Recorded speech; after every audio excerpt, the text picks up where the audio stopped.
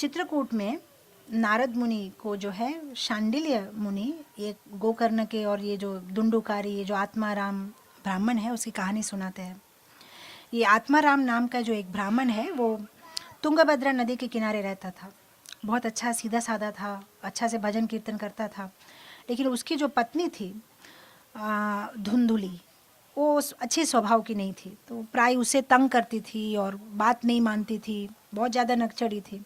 लेकिन आत्माराम का स्वभाव बहुत अच्छा था, तो दोनों कैसे भी करके वो एडजस्ट करके रहते थे। लेकिन उनके जीवन में एक बहुत बड़ा दुख था कि उनका बेटा नहीं था। तो वो हमेशा सोचते थे कि अगर बेटा हो जाए। तो एक दिन जो है आत्माराम बहुत ज़्यादा ही दुखी हो गया, सोच सोच के कि अब मेरे धीरे धीरे मैं बूढ़ा हो रहा हूँ और मेरा बेटा नहीं है, तो मैं जब मर जाऊंगा तो मेरी श्राद्ध सेरेमनी कौन करेगा। और सब शास्त्र में, अब भागवत में ज़्यादातर कहानी में आप सुनते हो कि सब बेटा चाहिए, बेटा चाहिए, बेटा, ये बहुत इम्पोर्टेंस देते हैं। क्योंकि बेटे को संस्कृत में बोलते हैं पुत्र, और पुत्र का काम ये होता है कि बहुत सारे प्लैनेट्स हैं, नरक जो बोलते हैं, स्वर्ग और नरक होता है, तो बहुत सारे जो नरक नरक पे प्लैनेट्स हैं, वो बहुत सारे प्लैनेट्स मिलके एक ग्रुप ऑफ प्लैनेट्स है जिसको बोला जाता है पुम पुम। तो ये जो पुम प्लैनेट्स में अगर आप गलती से, अगर आपने बहुत पाप किया है और आप उस प्लैनेट में चले गए हैं, तो वहाँ से आपको निकाल सकता है सिर्फ बेटा। तो ये जो पुम नामक नरक ग्रहों में से जो आपको निकाल सकता है, मतलब त्र, आपको वहाँ से वो बाहर कर सकता है, उसको बोलते हैं पुत्र। पुत्र, पुम नामक नरकीय प्लैनेट से आपको त्रायते, आपको निकाल देता है, वो है पुत्र। पुत्र ही कर सकता है ये काम। इसीलिए हम देखते हैं कि सबसे में सबको चाहिए बेटा। तो आत्माराम जो है बहुत दुखी था, तो वो जाके फ्रस्ट्रेट होकर जो है नदी के किनारे बैठ गया। वो सोचा अब मैं, एक तो थका हुआ था, जंगल में 2-3 दिन से घूम रहा था, तो अब वो सोचा था कि मैं एक ही काम करता हूँ, इस नदी में मैं कूद जाता हूँ, मैं आत्महत्या कर लेता हूँ, मुझे नहीं जीना है। और तो जब ये सब चल रहा था तब वहाँ एक साधु आते हैं, और फिर ये साधु को जो है रिक्वेस्ट करता है कि मुझे एक बेटा चाहिए। और साधु उसको काउंसलिंग करते हैं कि भाई तुम ऑलरेडी 50 साल के हो गए हो और अब तुम्हें जो है वनप्रस्थ ले लेना चाहिए, अब तुम बच्चा के लिए क्यों सोच रहे हो। इसलिए देखो हिंदी में होता है ना 51 52, 51 52, 51 52 के बाद सब जगह 111 लिखा रहता है, मतलब तुम वन में जाओ, अब तुम्हारा टाइम हो गया, रिटायर। इस मतलब इसीलिए ऐसा उसका नाम ही ऐसा 51 52, मतलब जाओ, वन में जाओ, अब तुम्हें घर में रहने का कुछ नहीं है। लेकिन हमको समझ में नहीं आता है वो सिंबल, हम अभी भी घर में बैठे रहते हैं। तो बोले तुम हो गए अभी 51, तुम अभी वन में जाओ। तो आत्माराम बोलते नहीं नहीं मुझे चाहिए। फिर वो साधु उसको पूरा भागवत सुनाता है, बोलते देखो अंग महाराज ने ऐसा किया था, वो प्रॉब्लम में पड़ गए, चित्रकेतु महाराज ने ऐसा किया था, हर्ष शोक का कहानी मैं तुमको बताता हूँ। तुम जो है डेस्टिनी के खिलाफ तुम मत जाओ, तुम्हारे भाग्य में बेटा नहीं है, नहीं है, बस भूल जाओ, तुम भगवान का पूजा। नहीं नहीं आपको देना ही पड़ेगा, आप तो बहुत दयाल है, साधु संत तो दया नहीं होते।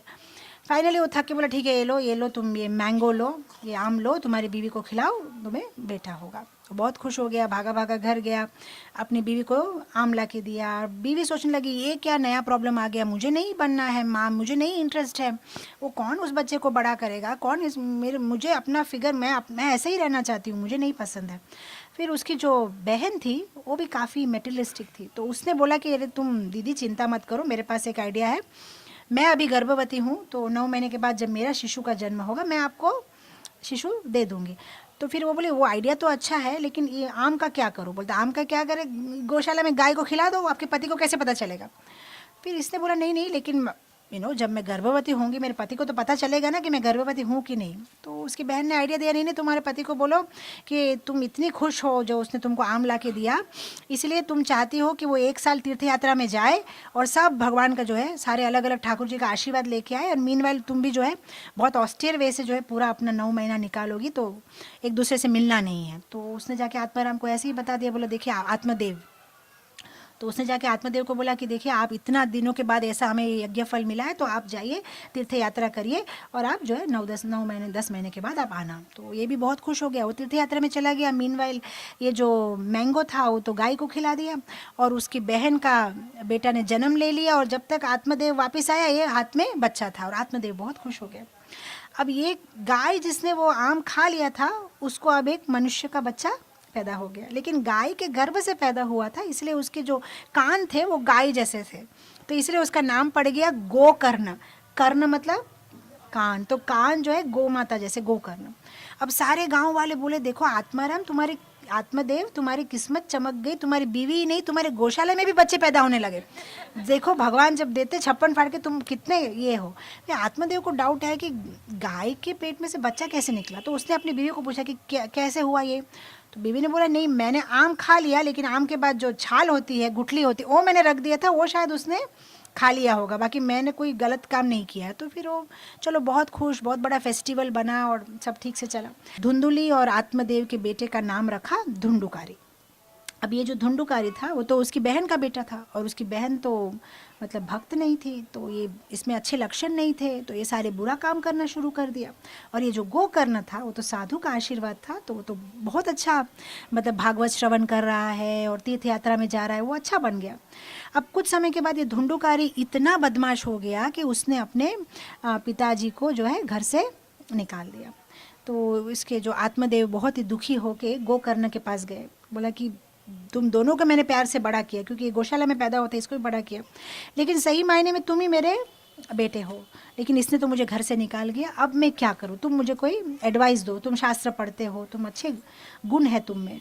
तो तब ये जो है वो अपने पिताजी को जो है समझाता है कि पिताजी आपने सबसे बड़ी गलती ये की कि जब साधु आपके सामने आए तब आपने साधु को भौतिक चीज़ मांग ली, वो भौतिक चीज़ नहीं मांगनी चाहिए थी। जब साधु संत हमको जब साधु संत का दर्शन होता है तब हमें आध्यात्मिक चीज़ मांगनी चाहिए, बेटा दे दो, वीज़ा दे दो, ऐसी चीज़ें नहीं मांगनी चाहिए।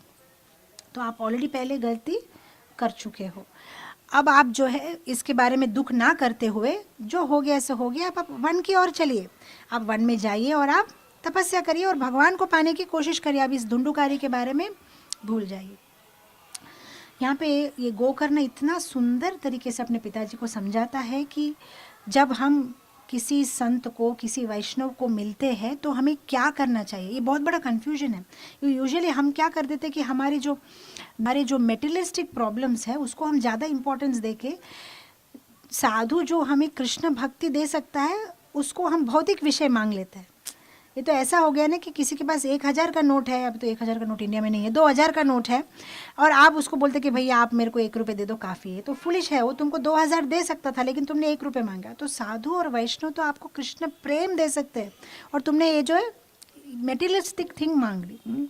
इसलिए आप देखो भागवत में भी अगर आप कंपेयर करो प्रहलाद महाराज और ध्रुव महाराज दोनों का जीवन, आप देखोगे प्रहलाद महाराज और ध्रुव महाराज दोनों के गुरु एक ही थे, नारद मुनि।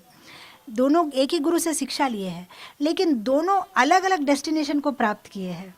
ध्रुव महाराज जो है वो भौतिक जगत में, अभी भी आप ध्रुव तारा को आकाश में देख सकते हैं, उसका मतलब ये मेटीरियल रीम के अंदर ही है। ध्रुव महाराज क्रॉस करके नहीं गए, और प्रहलाद महाराज कहाँ गए, सीधा गोलोक धाम, सीधा वैकुंठ ऊपर गए। अब एक ही गुरु है, एक ही इंस्ट्रक्शन है, लेकिन दोनों के डेस्टिनेशन अलग अलग है। एक अभी भी भौतिक जगत में ही है, वैकुंठ जैसा वैभव है ध्रुवलोक का, लेकिन है तो भौतिक जगत में, और एक जो है आध्यात्मिक जगत की ओर जा रहा है। तो क्यों ऐसा डिफरेंस आया? क्या गुरु ने कोई पार्शियलिटी की है? फिर क्यों दोनों को डिफरेंट डेस्टिनेशंस मिले? क्योंकि दोनों का गुरु को अप्रोच करने का तरीका डिफरेंट था। ध्रुव महाराज गए थे कि मैं ऑलरेडी डिसाइड कर चुका हूँ मुझे क्या चाहिए, राइट। जब नारद मुनि मिले तब वो क्या बोला, मेरे को मेरे पिताजी से बड़ा राज्य चाहिए, आप मदद कर सकते हैं तो बताओ, नहीं तो मैं आगे चला, यही बात बोला।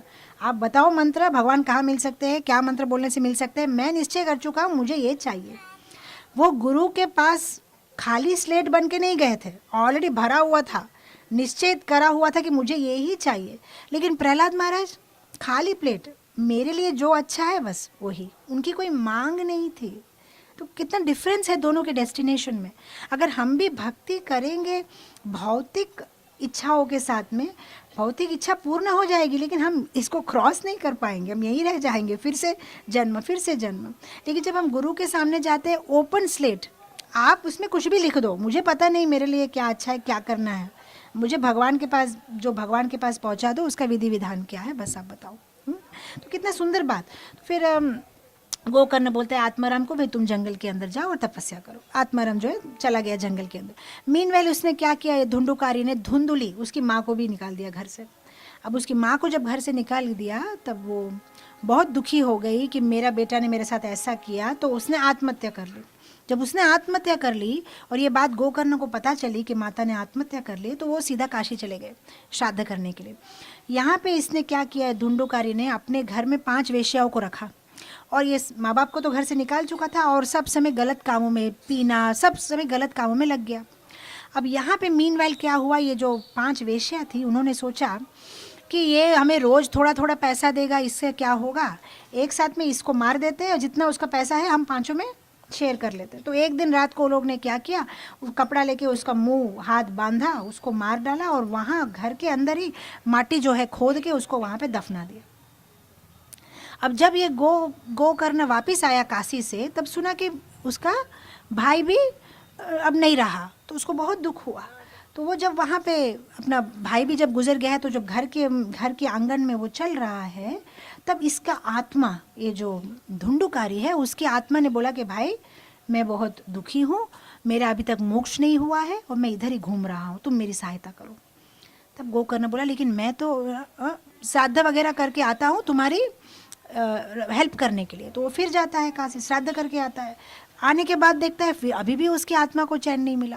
फिर धुंडुकारी बोलता है कि तुम किसी को पूछो फिर इसका सॉल्यूशन क्या है। तो वो जाके कुछ साधुओं को पूछता है कि आप बताइए क्या कर सकते हैं। तो कुछ साधु ने बोला तुम सूर्य पूजा करो। तो वो सूर्य पूजा करता है, तो 7 दिन तक लगातार दिन रात सूर्य की पूजा करता है। और फिर सूर्य भगवान प्रसन्न होते, बोलते मेरी पूजा करने से भी नहीं होगा, अगर तुम्हें इसका मोक्ष चाहिए तो मैं तुमको विधि विधान बताता हूँ, ये 7 दिन का प्रोसेस है, तुम इस प्रोसेस को फॉलो करोगे तो पक्का तुम्हारा जो भाई है वो भगवत धाम जाएगा।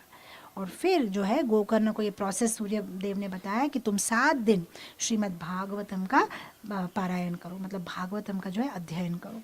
तो सुबह दोपहर शाम जो है ये लोग भागवत कथा शुरू किए। तो फिर क्या किया इसने, गोकर्ण ने सारे गांव वालों को बुलाया और सब मिलके भागवत श्रवण करने लगे। अब भागवत श्रवण ये धुंडुकारी की आत्मा को सुनना है, लेकिन सुनने के लिए तो सूक्ष्म जो शरीर होता है, जो आत्मा होती है, उसके पास कान आँख कुछ तो रहता नहीं, उनको किसी के शरीर में प्रवेश करना पड़ता है। तो फिर वहाँ पे वो क्या करते हैं, एक बैम्बो की स्टिक रख देते हैं और धुंडुकारी को बोलते हैं तुम इसके अंदर प्रवेश करो। और वो जो स्टिक है उसको 7 जगह जो है गीठा बांध देते हैं। तो जैसे जैसे पहले दिन की कथा खत्म होती है, वो जो पहली गीठ होती है वो अपने आप से टूट जाती है, एकदम आवाज़ से टूटती है। फिर सेकंड डे की जब कथा खत्म होती है तो सेकंड गीठ जो है वो टूट जाती है। तीसरा दिन तीसरी गांठ टूट जाती है। ऐसे 7वें दिन जब 7वीं गांठ टूटती है, तब देखते हैं कि इसकी जो आत्मा है धुंडुकारी की, वो एकदम नारायण स्वरूप में 4 हाथों के साथ में भगवान के स्वरूप में एकदम वैकुंठ से उसके लिए प्लेन आता है और वो चला जाता है। लेकिन गोकर्ण और सारे गांव वाले आश्चर्य हो जाते हैं कि ये क्या हो गया, हम भी भागवत पढ़े हैं, हम भी सुने हैं, ये चला गया, ये तो इतने पाप किया था और हम क्यों नहीं जा पाए। उन्हें बहुत बड़ा ये होता है, अफसोस होता है। तो फिर उसको जो है आकाशवाणी उनको समझाते हैं कि धुंडुकारी ने जिस तरह से भागवत सुना था, बहुत ही सीरियसली, बहुत ही सिंसियरली, क्योंकि उसके लिए वो लाइफ एंड डेथ का मामला था कि या तो यहाँ जीवन भर रहना है या तो इसकी एक एक शब्दों को सुन के मोक्ष प्राप्त करना है। लेकिन आप लोग बहुत रिलैक्स वे से सुना, आप लोगों को कोई जल्दी नहीं था कहीं भी जाने के लिए, शांति से आप लोगों ने सुना। नहीं, एक जब भी ये जो एकादशी का वगैरह महात्म्य पढ़ते हैं या कोई सारे को ये क्वेश्चन आता है कि यहाँ पे लिखा रहता है कि एक साथ में सारे पाप धुल जाएंगे, साथ ही साथ मोक्ष मिल जाए।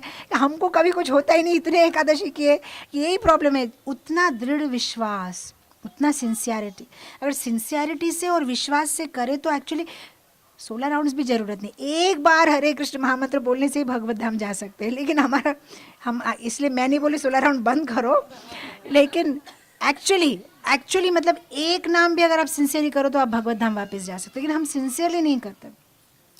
फिर गोकर्ण को बताया गया कि भाई तुम जो है ध्यान से, तुमको एकदम वो जो डेस्परेशन था गोकर्ण का, वो डेस्परेशन नहीं था।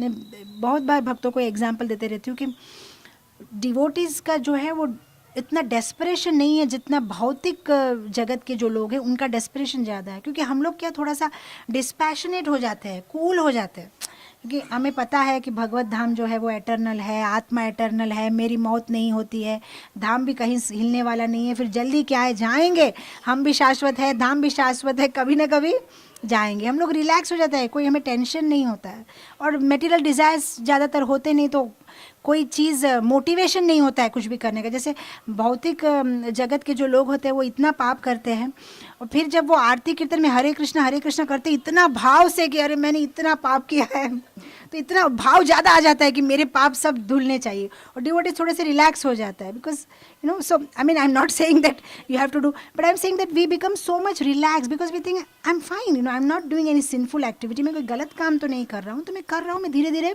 पहुँचूंगा। लेकिन ये जो हंगर बोलते हैं ना, जो भूख कि मुझे जानना ही है, मुझे समझना ही है, मुझे जब करना ही है, मुझे इस जन्म में ही जाना है। मुझे कुछ दिन पहले मैं, प्रभुपाद जी बहुत सुंदर एक जगह परपोर्ट में लिखे है कि finish your job in this life only, don't wait for next life. करूँगा करेंगे नहीं, अभी अभी मुझे जाना है भगवत धाम, अभी का अभी मुझे यहाँ से मटेरियल वर्ल्ड से मुझे निकलना है। तो ये लोग सिंसियर थे और सिंसियरिटी से देखो, भगवत गीता भी अर्जुन ने भी सुना है, धृतराष्ट्र ने भी सुना है, संजय ने बोला है, लेकिन धृतराष्ट्र का क्या हुआ, अर्जुन का क्या हुआ। लेकिन अर्जुन जो डेस्परेशन से सुना है कि मुझे ये सुनने के बाद डिसीजन लेना है कि मैं वॉर करूंगा या नहीं करूंगा। लेकिन धृतराष्ट्र तो 10वें दिन पे सुना था, जब ऑलरेडी वॉर शुरू हो गया था। उसका तो यही इंटरेस्ट था कि मेरे बच्चों में से कौन मर गया, कौन बाकी रह गया, कौन जिंदा है, उसका और कोई इंटरेस्ट नहीं था। The sincerity, you know, what level पे हम सुन रहे हैं भागवत, वो भी बहुत इंपॉर्टेंट है।